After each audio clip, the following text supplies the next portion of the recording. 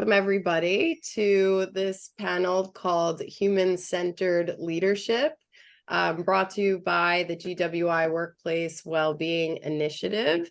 This is a panel as a part of the World Workplace Wellbeing Online Summit. And I am so excited to, I'm Danielle Posa, a founder of Workplace Wellbeing Advisors, and I'm so excited to be joined by two individual women leaders that I respect deeply.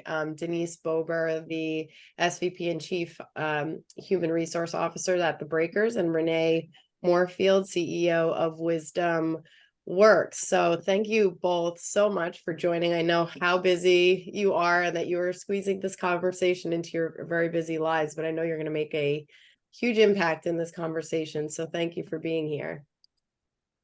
Thank you, Danielle. It's a pleasure to be here with both of you. Thank you. So let me do a proper intro of both. I know that they don't love just the spotlight on them, but I feel like I really have to do both of you justice in your intros here, because the advice that you are going to be giving is really is really something that we have to absorb and take in. So let me start with you, Renee. So Renee Moorefield is a PhD and CEO of Wisdom Works, a social enterprise working with global companies since 1999 to bring scientific and cultural insights of human thriving to life in their work cultures, brands, and leadership. I love that. And make thriving a new standard of organizational success.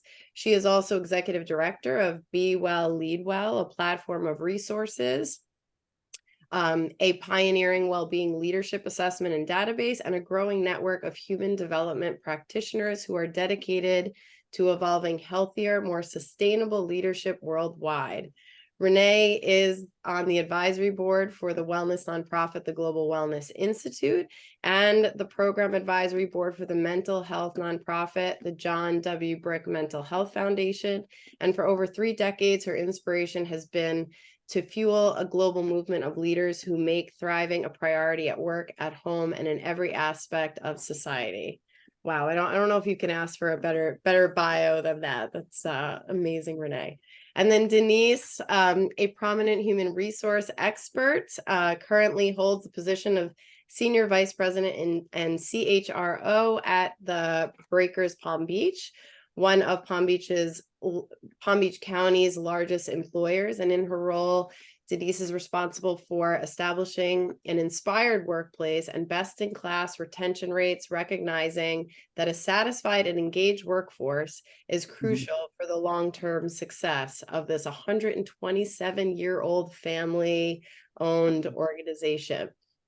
With an impressive 35-year career at the Breakers, Denise has implemented numerous initiatives, which I have had the pleasure of hearing firsthand in our chats, numerous initiatives and programs that prioritize employee well-being and fulfillment, and she is responsible for developing and evolving the Breakers culture of care and well-being, ensuring that the company fosters a positive and supportive environment for her staff.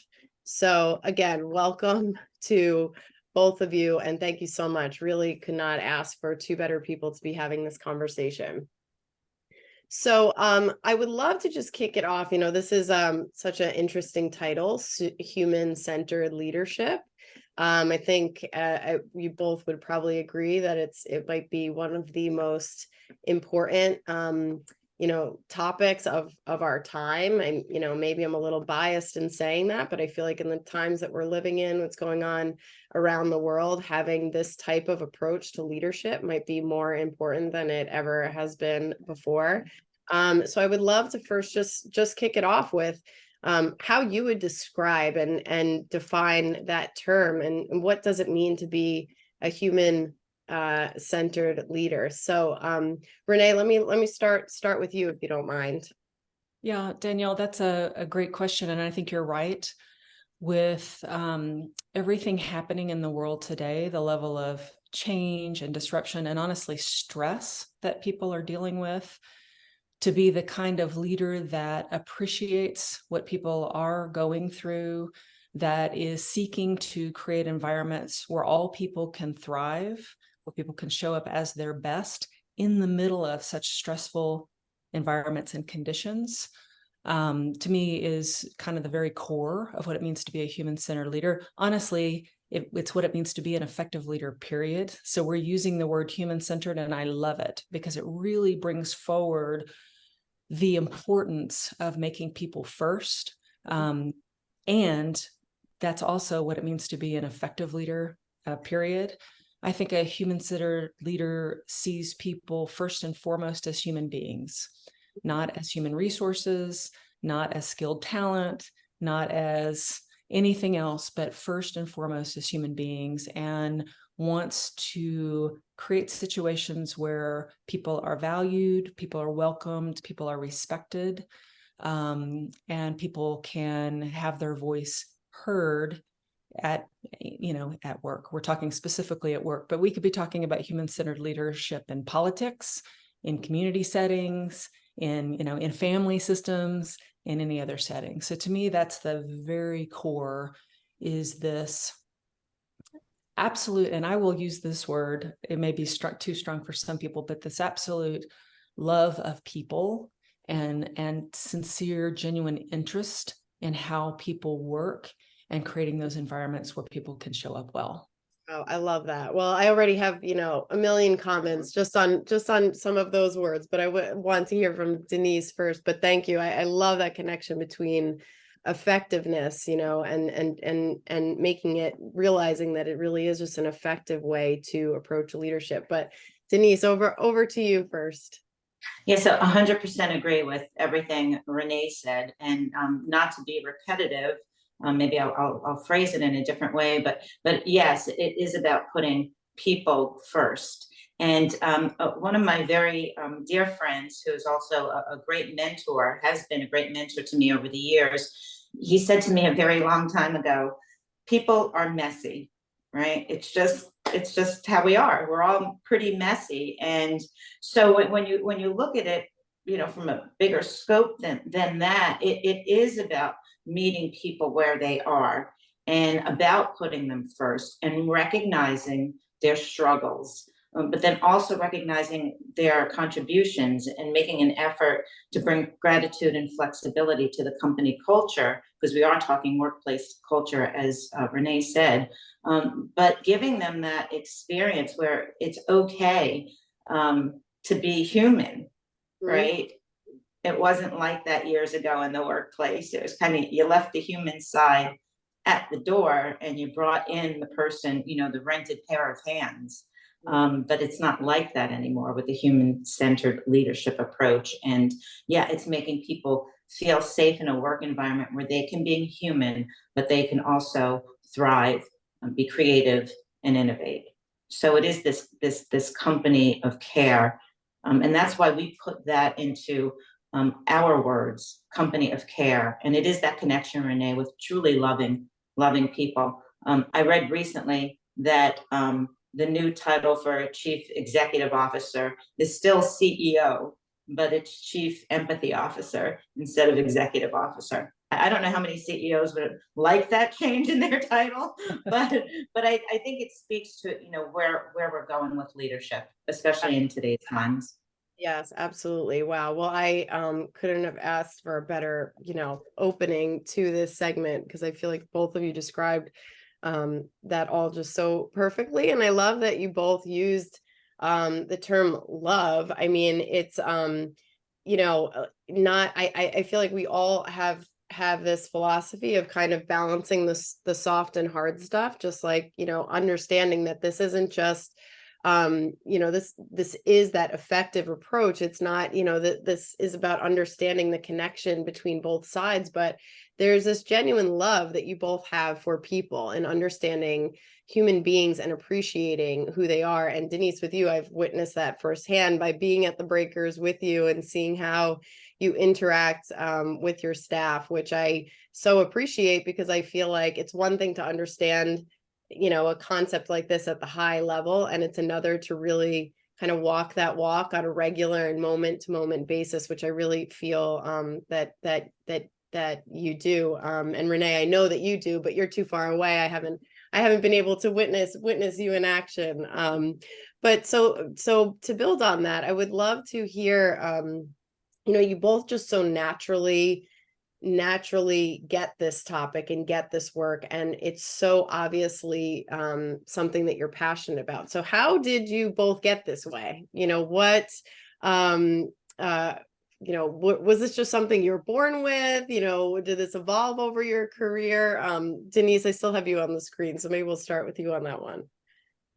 I think it's both. I think I was born with it. I always had this nature of being empathetic to others. And then I think over the years, through my experiences and education and observations, I was able to cultivate it and get to the place. So I'm still learning, it's still going to go on for a while and keep learning. But, very early on, so I am Italian, of Italian descent. My 4 grandparents were from Italy. And when I was in elementary school, I was in walking distance to my home. And I would go home for lunch a couple times a week. My mother always set a place for 2. And Danielle, I may have shared this with you, but my mother always set a place for 2 because she never knew who I was going to bring home for lunch. And I knew she would always welcome them because my mother is very nurturing. And I would always ask the person who, was kind of the underdog to go home with me for lunch. The people who nobody else wanted to sit with, or they were different because they were from a different race or culture, country. Maybe they had some mental disabilities and people kind of shied away. The mainstream of people shied away. But I always felt this need to make them feel, that they were, just like everyone else, because that's what you had to feel when you were younger, right? You had to kind of fit in. And they were welcome into my home, and we would always enjoy a wonderful lunch with my mom. And really, I would get to learn about them. I still remember their names. I won't do that here, but I still remember who they were from my class. So, it started then. Probably and then not an ordinary lunch either. I'm sure your mom did some meatballs and spaghetti. Meatballs, meatball subs and spaghetti. And then as I started to look towards a career, I couldn't articulate it in my late teens, but I knew it needed to be with people, helping people. It's always been kind of what drives me and gives me great satisfaction. And fell into the human resources road, and I knew immediately within the first week of being at the Breakers that I wanted to be the director of human resources. And I had a lot of work to do. I had to, finish my education and get my master's degree and really, really work hard. I knew nothing about HR, and my career grew from there. And and then through education, observation, and learning, I think it just works. So it works for me. I love what I do. It's true to who I am. And when you say you just knew that in the first, week, how did you just know that so quickly, or what were the aspects of the job that you just, gravitated towards? I think what the Breakers did for me was it brought me into an environment where I can get to know people from all over the world. And if I stepped out of my New York state of mind, because that's where I came from, that I would be able to embrace all the various cultures throughout the world and really learn about people. And their stories inspired me. And I wasn't afraid of their stories. I wanted to hear more. And then I recognized quickly that I could make a difference in their life. I remember I became the employment manager within the first year of working at the Breakers. And I would literally drive home and pinch myself and say, I'm actually getting paid to speak with people from all over the world, learn about their life, and make a difference in their life by possibly giving them a job. And I thought that was like the greatest gift. And I still feel that way. So yeah. And you've been there for how many years now? 36 in March, next March. Okay. Yeah. I was 36 when I started. That's my age. Right. That's what I figured. But that is a big, that really just speaks to your genuine passion for this, the fact that you can say that 36 years later you still feel the same way. So Renee, over to you. Would love to hear your answer to this as well. How did you get to be the way that you are and have this natural approach to human-centered leadership? Well, that's such a huge question. And I felt like as Denise was talking, I could say ditto, ditto, ditto, because there were so many things you said, Denise, that I connected to. I think it's also nature and nurture. I can look back on my own life experiences and see where I was the one that was concerned about people being bullied, or if people were different, wanting to include them. And, I didn't think about that as a kid as a conscious thought. It was more just the feeling of we should all be taking care of each other. I will say Denise reminded me of a story when she told the story about her mom. When my grandmother passed, so I'm from Southern Louisiana, and when my grandmother passed, everyone that was about my age, so we were all young adults at that time, so I'm going to say about 10 to 15 cousins, and brothers, sisters, cousins were all together. And one of the cousins said, when I was growing up, I always thought I was mom. We called our grandmother mom. I always thought I was mom's favorite. And the next person said, well, I always thought I was mom's favorite. And lo and behold, every one of us thought we were mom's favorite. And I realized that growing up, she was definitely the role model, one of my role models because I grew up in a fairly stressed household, financially stressed and stressed in a lot of ways. But mom was this just loving presence who, whenever you were there, you thought you had all of her attention. And so there was that kind of role model that I had for most of my life with her and with some other women, mostly women in my family, that I see now at the age I am now, how pivotal that was in shaping kind of who I grew to be. My first job in corporate, so I got out of school, my bachelor's was in exercise physiology. I thought I wanted to go into healthcare, and I was an exercise physiologist for a while. And my very first job in corporate was at a company, a global IT company, enormous company. And the management style there was very patriarchal, which has its pros and cons, but also very command and control. And I realized that in that environment, it did not suit me well, did not suit my personality well, did not bring out the best in me well. I liked open space. I liked the ability to experiment. I liked to think for myself. So I could see that it didn't suit me well. I had my very first manager there was very ego-driven. And if I could meet him now, I'd love to interview him and say, tell me a little bit about what shaped your life for that you thought that was the best management style, because it is the opposite of what we're talking about. Very task-oriented, very demanding, sometimes humiliating to people. And I just being a part of that and watching that, I realized if I am ever a manager, I will do the opposite. So there was not formal training in that at the time, but lo and behold, when he stepped aside, I actually became the manager of the group and realized I could do more in that role of leadership to support the well-being, the effectiveness of people, the growth of people on my team than I could as an exercise physiologist. So really, it was that first job as a leader where I was given lots of open space to lead how I wanted to. We were in the corporate health promotion department, and it was such a considered an afterthought to that company that nobody was paying attention to us. So we created this just absolutely incredible organization and started having some real impact in the company. But it was through building a team where people really wanted to come to work, and they would leave work feeling more capable, more well, they had grown as human beings. We felt like we were on a special mission. We called ourselves the Dream Team. We felt like we were on a special mission together to link well-being and business. And this was probably 1990. So this was a long, long time ago when we were operating against the type of leadership that was being used in the company.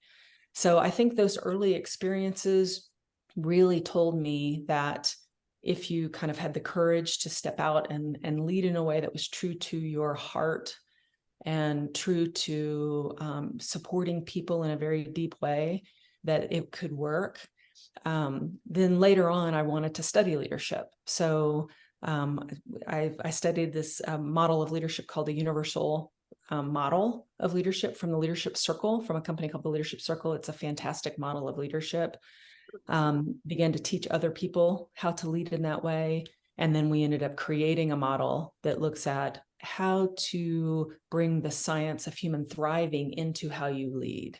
So today, that's where I am today. It's been a 35-year, kind of like Denise, it's been a 35, 36-year journey, and one that I'm still on. I still today will get feedback from my own team of, hey, what's going on? Like, you're saying that this is what we value, but this is a conversation we just had, and that doesn't seem to walk the talk.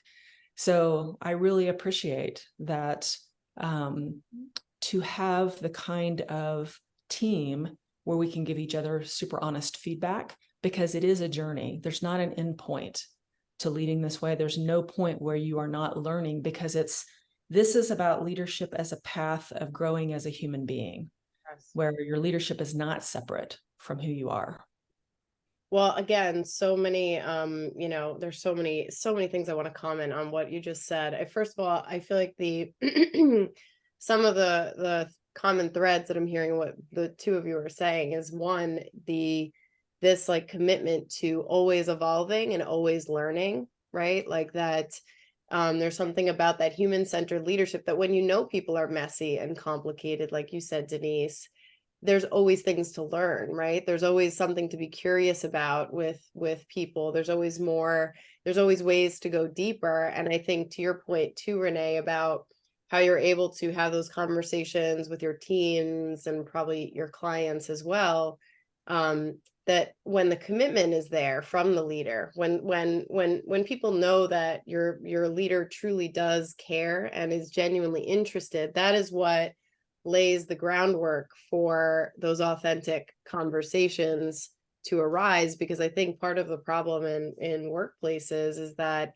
when that commitment isn't really authentically there, when you don't really feel like your leader has this human-centered approach, then all that psychological safety breaks down, right? And there isn't that room to truly like be yourself and have those conversations. So now, the other thing that's really unique and interesting about the two of you is that you've been doing this work for so long. And when I say you're like pioneers, you really are pioneers, where you were like developing your own processes and systems and programs when nobody was doing it. Now workplace well-being is a term we're hearing all the time, and mental health, and even this type of topic is way more kind of understood, but you really got it, and we're innovating in this space before anybody, before most people were, I should say.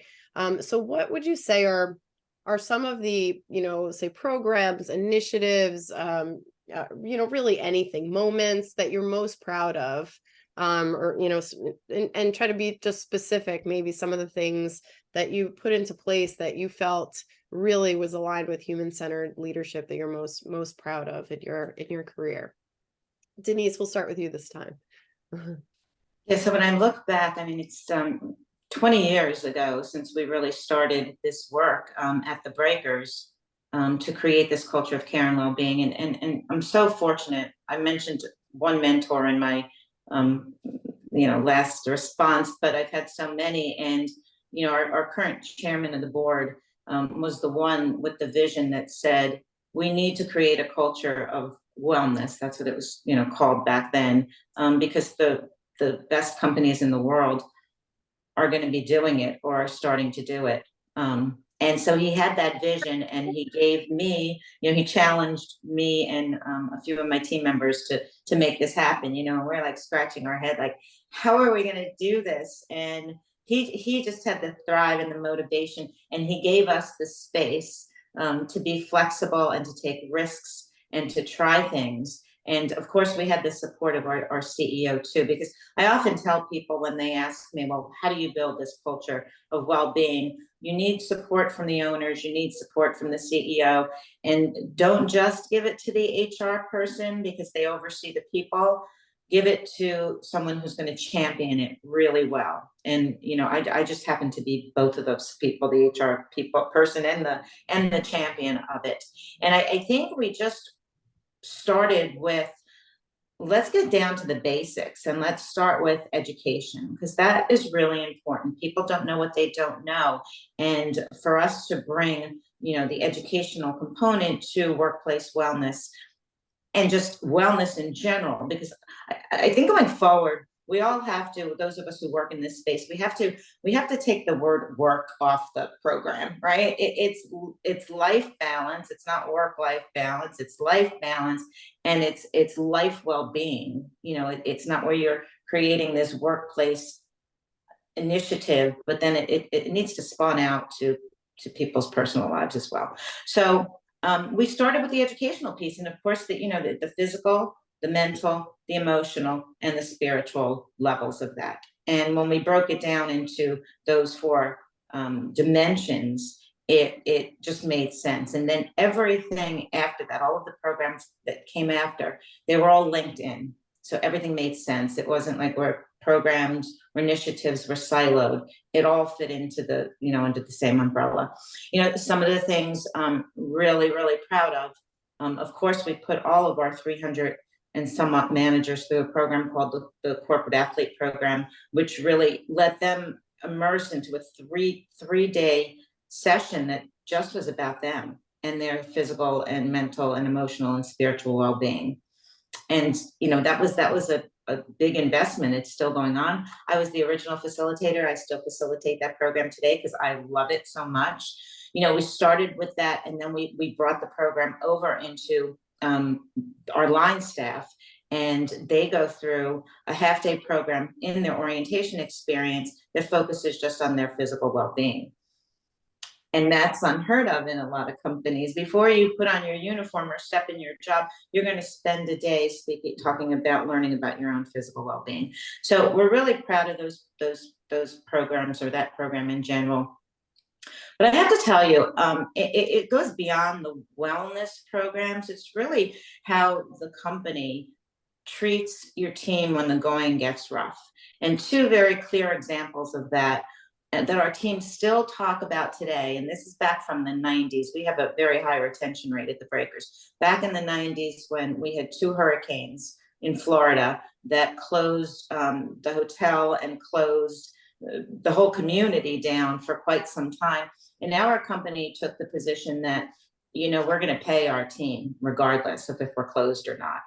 And when our team was going through all that psychological unrest, and they knew they were still going to get their paycheck even though they weren't going to work, and their spouses' companies weren't doing that, it really sent a very strong message to how much our company cares about its people. And like I said, they still talk about that today. And we're not talking about 1 week of pay, we're talking about several weeks. And then the second defining moment where I think that trust just continued to build was during the pandemic. Again, stress and psychological unrest. And every decision that we took, because no one had a playbook, right? Every decision that we took was based on doing the right thing for our team and the people, to the point where our last employee opinion survey with Great Place to Work, who administers our survey, our scores went up after the pandemic, and they told us even their best companies to work for, the scores went down because their people did not feel like they were well taken care of during a very unprecedented time.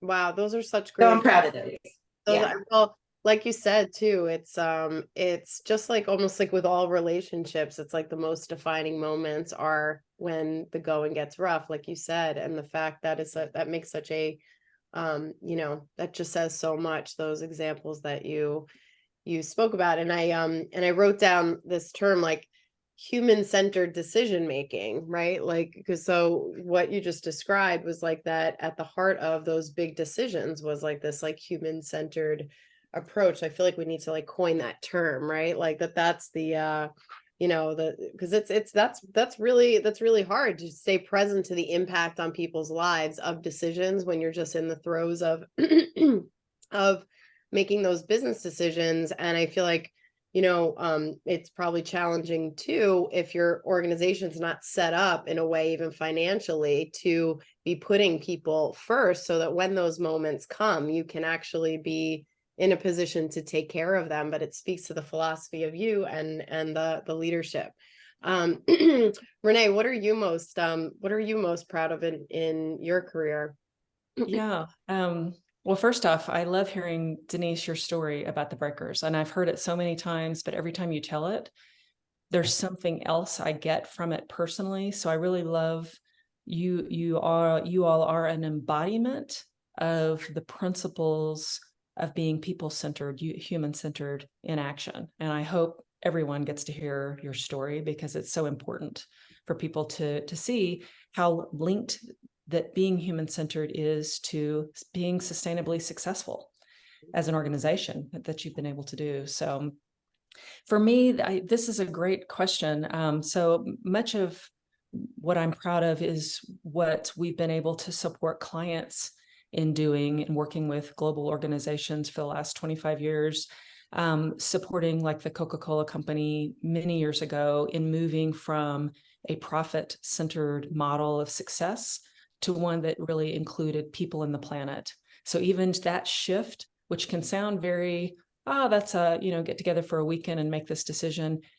It is not that kind of decision. It is such a big decision for an organization that large, that global, and that iconic to decide over a multi-year process is what it took with leaders around the world to figure out what is really our mission as an organization, and how do we measure our success and put investments behind not just being profitable, but also caring for people first and the planet first. And today that's turned into all sorts of initiatives that, if you start to dive into what's happening with the company, you see these incredible ways that the company invests around the world in education and active, healthy living, in a world without waste, which is one of its mottos. So making those kinds of just large systemic changes in organizations, I'm really proud of that. When you're in the middle of those kinds of changes, you think, wow, this is really hard work, because this is change in consciousness. This is not just change in leadership behavior. This is change in a whole consciousness of leaders in an organization. But afterwards, when you look back, it's like, wow, I'm so glad we spent our time and energy that way.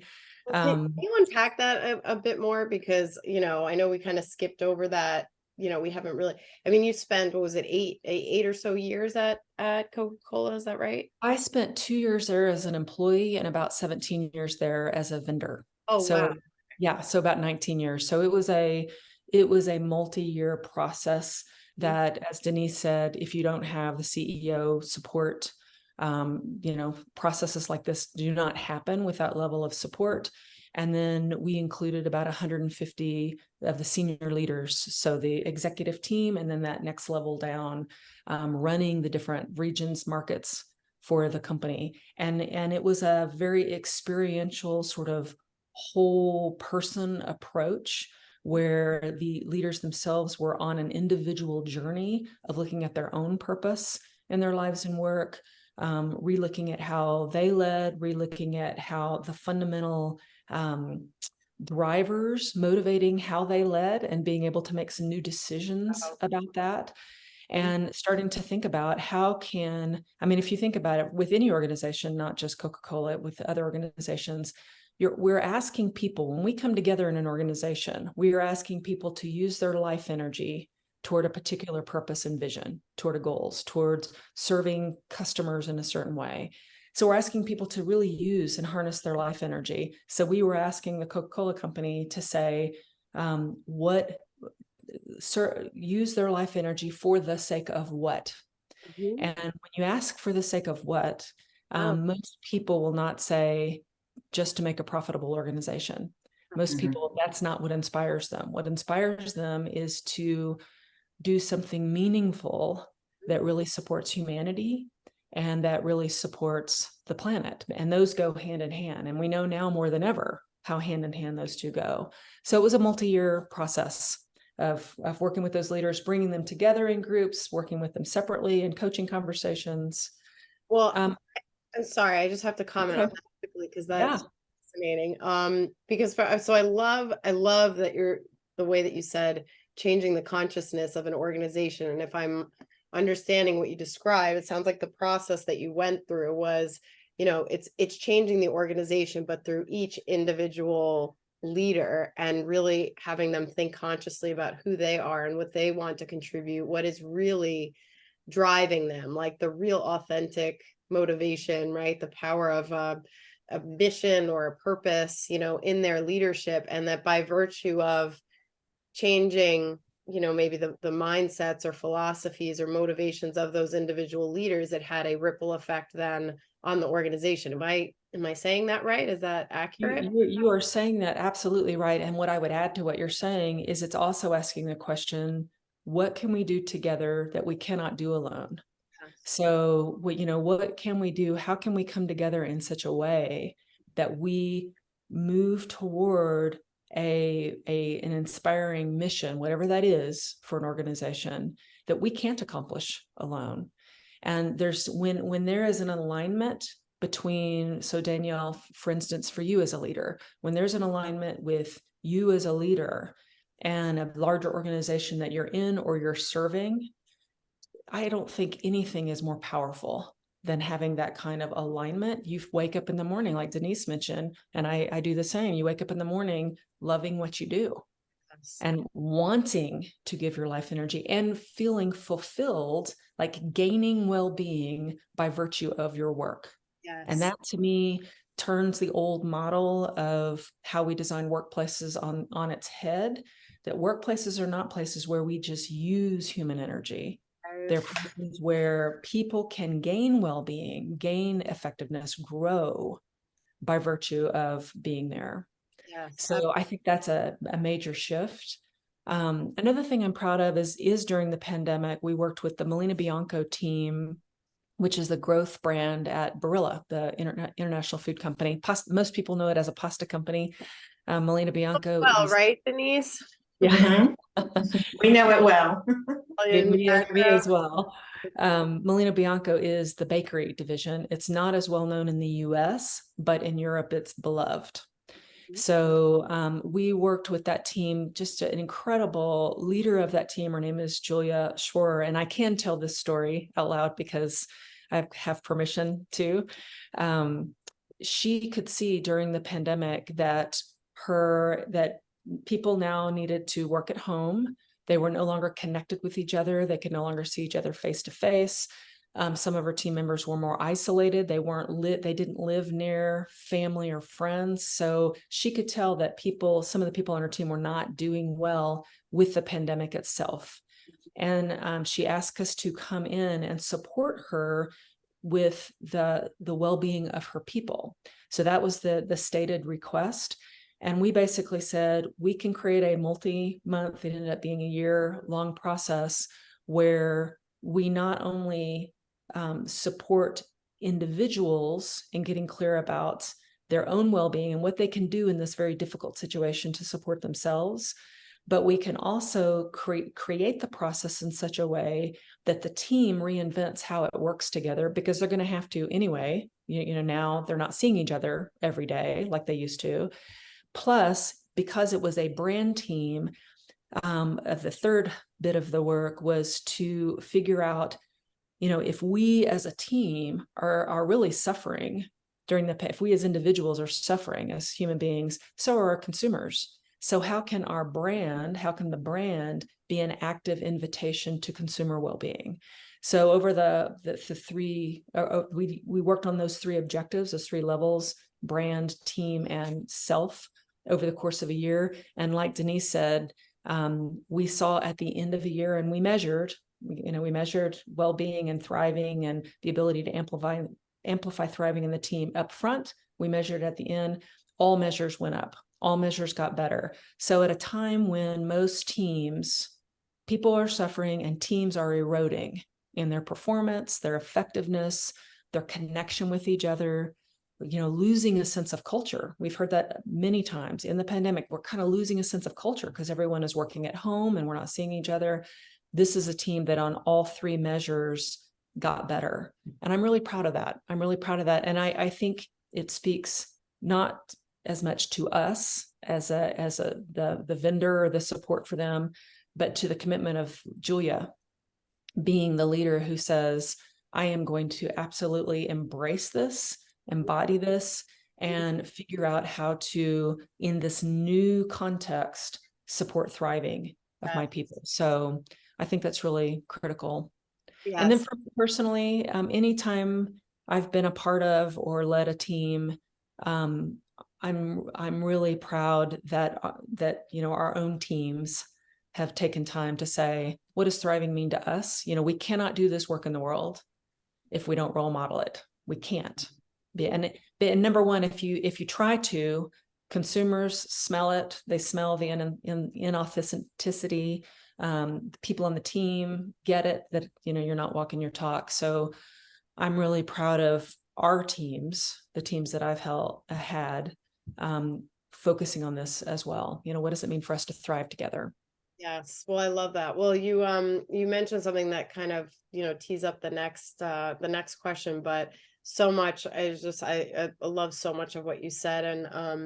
And it sounds, well, one thing I wanted to comment on is that the connection you made to the work that, you did with the client, but that the ripple effect then that it had externally with, consumers or those that are being impacted by that brand, which I know Denise can attest to too, being in the hospitality industry, knowing that the work you're doing, with your employees and leaders within a hotel, just immediately the energy, right? Or the life energy, which I've never heard in the way that you described before, Renee, which I just love that too. But it's like that energy that they're bringing, when you're shifting that, then you're shifting the nature of the interactions with people externally, and just the overall vibe that the organization then kind of gives to, just kind of puts out to the world. So you mentioned, Renee, just you touched on measurement, right? And I'm a geek, being former Gallup consultant. I have a real appreciation for measuring these things so that they can be validated, and so that we can get more people on board with what both of you are talking about. How, and Denise, we'll start with you on this one, because I know you've always been just tracking the things that you do for years in many different ways. And I would love to just hear how you do go about measuring these people focused initiatives, and what has been the the ROI of those things, and and however you want to describe what that impact is. But can you speak to that a bit, Denise? Oh, absolutely. Because I'm like you, Danielle. I want to see the return on the investment. I want to see the results, right? It's one thing to put together all of these great initiatives, but not to measure them and then not really know. It feels good, it looks nice, but we don't really know, what the results are. So we absolutely take measurement seriously at the Breakers, to the point, and we're probably unique from other in our industry. We have a business analytics department, and I have a person who is solely dedicated to people analytics. And he's wonderful. He's a PhD from Columbia University, and we work together so closely. But let's talk about it. I mentioned retention before. Yeah, I'm dedicated to that. Right? Oh, dedicated. So I have the most sophisticated dashboard you ever want to see in the hospitality industry. Really? I can tell you that.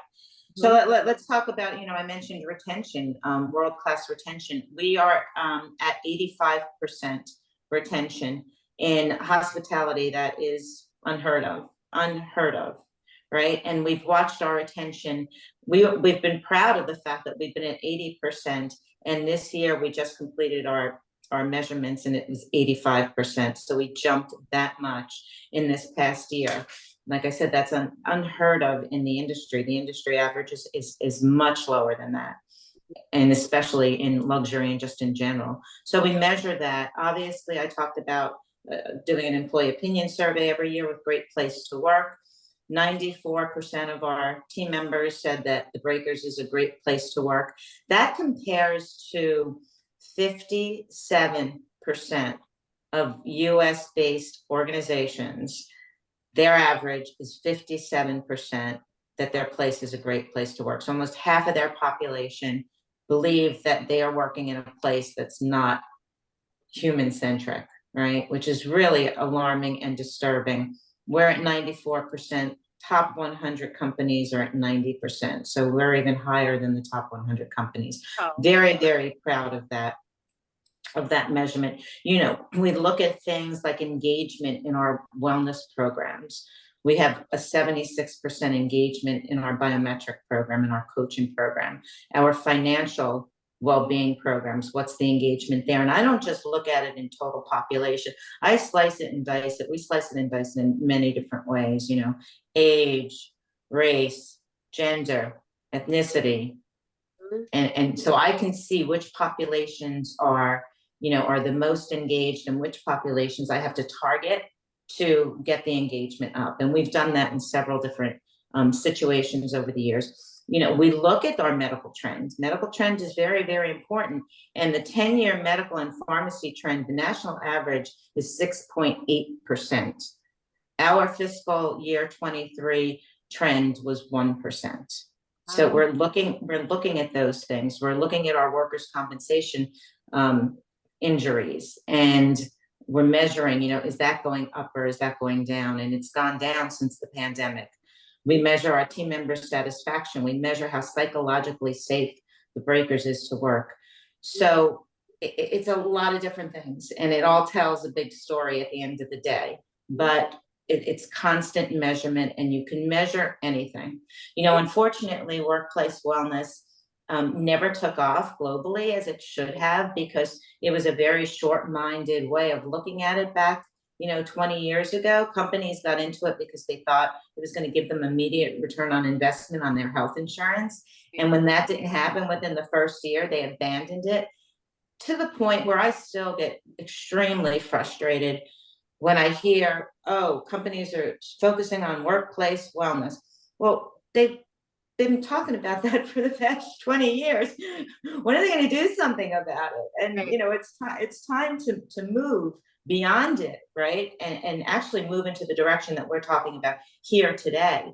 It's about human-centered leadership and an organization that's human-centric. So, well, that's great. I love that. And the fact that, you know, the well-being nerd in me really wants to see the dashboard that you described and like really get it, because that's the I mean, that's really the level it should be at, right? Where we're like taking that type of interest because we see that this is the engine of the organization, right? Like the energy of the people and the state of the people is Renee, you used the term before about like that this is the real this is where sustainability of the business comes in. It's the sustainability of the people, which if you don't have your finger quite literally on the pulse, which is what you have, Denise, then it impacts everything. And it also just makes the case for the work that you do to show that, hey, this is real, like this is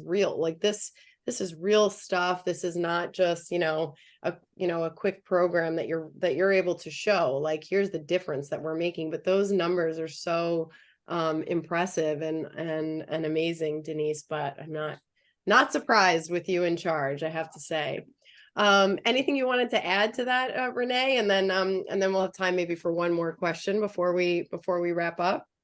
Sure. I know measurement, and I know you have your own leadership assessment, everything. So I would love to have you share a bit about that as well. But yes, any initial reactions to what Denise shared? Yeah, I'll speak to that just a little bit. So I love also hearing what Denise says, because she is leading this within an intact organization, and our team is working across numerous organizations. And their results are generally confidential, so I can't share specific results. But what I can share is patterns of how organizations find measurement useful. So, and let me go back for a second to your question about our assessment. We created our assessment, Be Well, Lead Well, Pulse, mainly because we weren't finding something that already looked at a different way of thinking about thriving and well-being. So we define it as feeling internally well-resourced to deal with your complexities and demands in your life and work, with a sense of competence, a growth, and a high quality of life. So we have a very specific definition. We don't compartmentalize well-being into mental, physical, social, financial, etc. Nothing wrong with that, by the way. I've used those models myself. But we wanted to get away from the models that separate measurements and start to look at the wholeness of a person.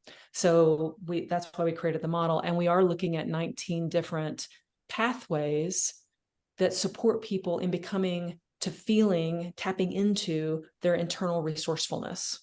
So I won't go into any more detail about that, but that really does help measure how people are not only doing with their well-being overall, but the extent to which they see themselves as an agent, a facilitator of well-being for others. Like that, and we know that those are connected.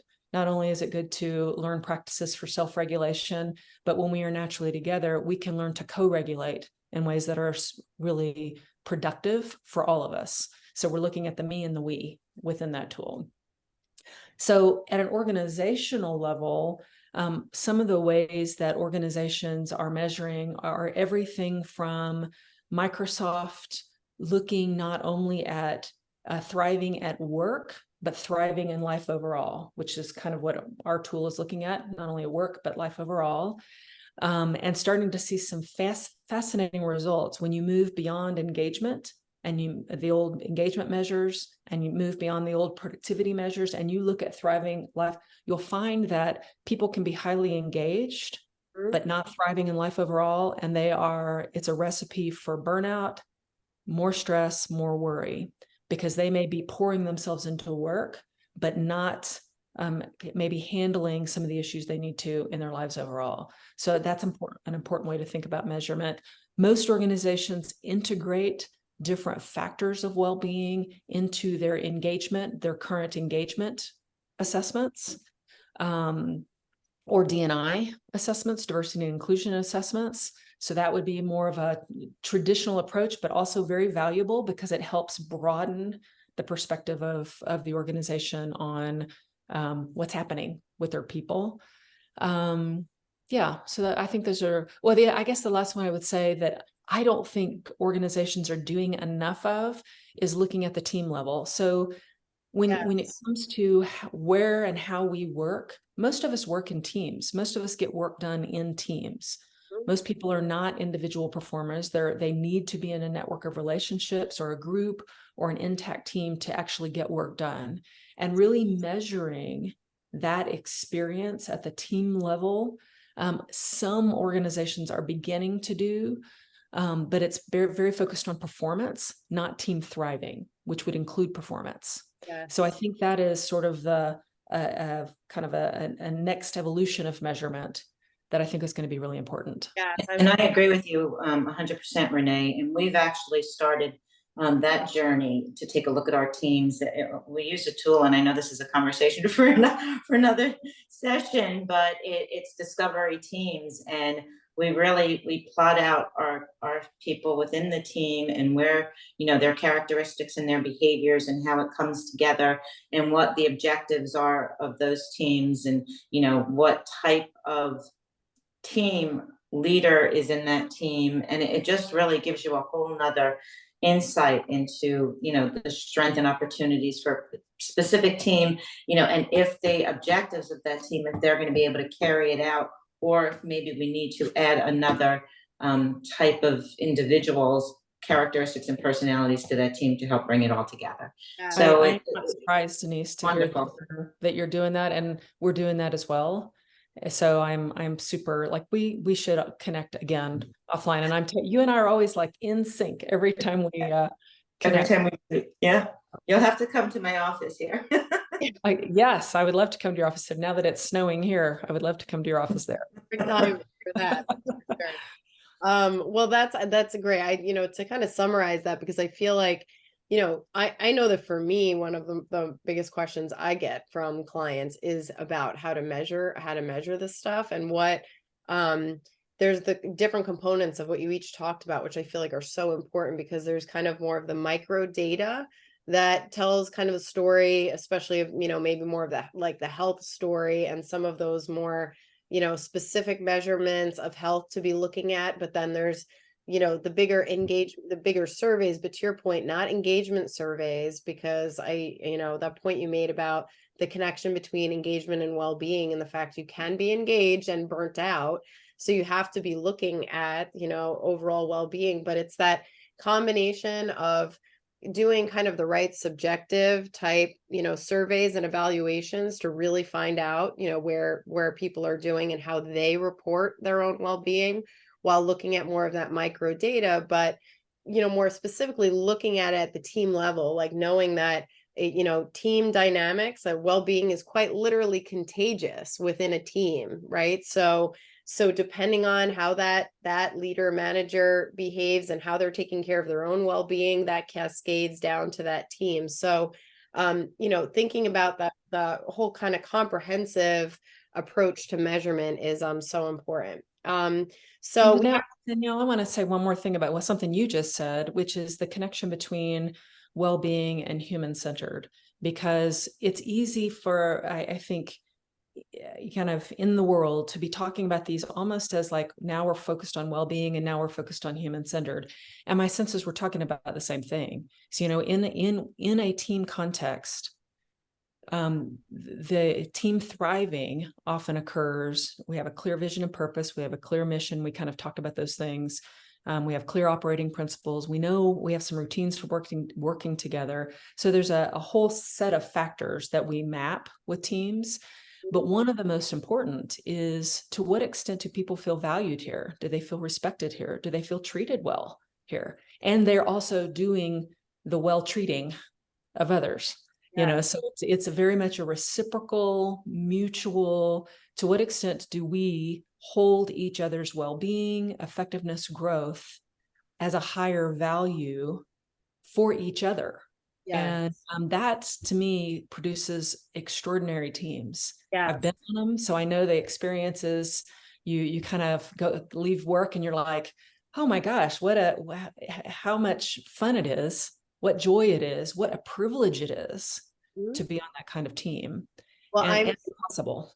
Yes, I'm so glad you made that point, because that's totally speaks my language, that when it comes to workplace well-being, it really isn't another trend or initiative or topic. It's a way of leading, of just caring about the well-being of some. And the way that I define it, with well-being, is just your well-being is a matter of like what the state of the quality of your life is in, right? So, and how much you are thriving, or how fulfilled you are. And so that is a human-centered approach, is caring about the well-being of people. And it's so important to to kind of speak to the root of this philosophy, which is human-centered leadership, and not have it be the trend of the day. So when you just care about people genuinely, take a genuine curiosity for them and their lives, just to tie back to the beginning of how this all started, that's kind of really the key. Renee mentioned fun, and there are studies that show that if people feel like they're having fun in their workplace, it is a driver for retention and loyalty. And just like you said, Renee, they go hand in hand, well-being and human-centered leadership. It's a very complex topic, because we know on the well-being side, we're talking about physical, mental, financial, family health, right? But when we're talking about human-centered leadership, we're talking about creating a culture of trust and transparency and psychological safety. And that speaks to diversity, inclusion, and culture, right? So you want to be able to feel like I could speak my voice and I won't be punished, or I'm having a problem with my manager and I'm able to talk to somebody about it without being retaliated against. You want to build your leadership team so they're listening, they're flexible, and they actually care about people. Yes, absolutely. Well, I know I could genuinely talk to you guys, I think, all day long about this topic. We have to go, but can we just, I'm gonna change a little bit from what I plan to end with, if that's okay, but I think the two of you can handle it. What would just be, what's your, maybe in just a sentence or two, where would you suggest people start with this if they are not in an organization that kind of practices this, or or even if you are a leader who wants to take your own first step in being human centered, what would you say is kind of the first step for organizations to take to become a more human centered workplace? I will go, because I have a thought that came to mind, is start where you are. And it sounds super simple, and yet that can be challenging, especially if you're in a more toxic work environment. It can feel daunting, because if you are the manager, say, of a team, and you're in a toxic work environment, you often are the buffer between that work culture and the one that you create, the one that your team creates together. However, I do know it's absolutely possible to create. Margaret Wheatley, I don't know if you two are familiar with her work. She's a global systems thinker, and it comes from the perspective of living systems, the study of living systems. But she talks now about, and I love this term, islands of sanity. In the middle of all of the chaos and disruption and change and stress, and in our country, political division, and in many countries, conflicts. So in the middle of all that, what we all have the power to do is to create an island of sanity. And that island of sanity often ends up being, we spend so much time working. Often that island of sanity can be at work. I would say an island of thriving, not just sanity. I want a little higher bar, not just being sane, but island of thriving. And that's possible. I just know it from being in large corporations myself and leading teams. I know that it is possible to start right where you are, open up the conversation with your team to say, what would enable us to thrive? Mm-hmm. What would a vision of thriving look like, sound like, feel like to us? And from there, you open up a whole new conversation with your team. Yeah, so I love that. I could just start with that question. What does thriving actually mean and look like for us? Yeah. Denise? What Renee said, start where you are. And that is the starting point, right? If that is your goal, you want to create a workplace culture that's not toxic, and you're either working in one, or there could be the possibility of a culture eroding. You have to see where you are, and then surround yourself with like-minded people. I mean, that's important. That's key. And going back to what I said earlier is, you have to be the champion. You have to be passionate about it. There has to be a higher level sense of passion that comes with doing this work, like Renee and I have for the work that we do. Yes. And then again, it's engaging your CEO and your owners with the data, because that's what they want to see, right? Of course, they want to see the data, and you may not have the data within your own company, but 20 years ago, there wasn't a lot. I couldn't benchmark with many companies because there wasn't a lot of data. Now there's plenty of data, and to take this information and show it to your CEO or your owners and say, we can do this, and I'm willing to be the champion, and I will learn. There's so many resources, so many people out there willing to help. You can hire Renee's company and that will help you move towards it. But again, the like-minded people, be the champion, get the data, get the CEO and the board on board, and go from there. At the end of the day, if this company, if the owners and the CEO, if it's going to remain toxic, then, and you don't want to be there, then leave. Yeah. That So would be my other but advice. I Find a love, company that embraces it. but I love the 2 points you made about, you know, finding your people, right? Like really finding where the other that you can usually tell if another human-centered mindset is on your team or above you, below you, whatever, but banding together so you don't feel, you know, you don't feel alone, and then you can start being those internal champions. You don't need to know how to do it, just like your example, Renee, about your client from Barilla, right? It's like you don't need to know how to do it, but you have the commitment has to be there. And then if you can arm that passion with the business case for it, some of the data, that's often a really great great place to start. Well, thank you guys so much. I know we're just over time on a few minutes here, but I really I couldn't have asked for more interesting conversation, better way to start my day. And you both have inspired me, and I know you will inspire many with this conversation. So thank you so much again. Thank you, Danielle, for your leadership of it. Oh, thank you. Thank you, Danielle.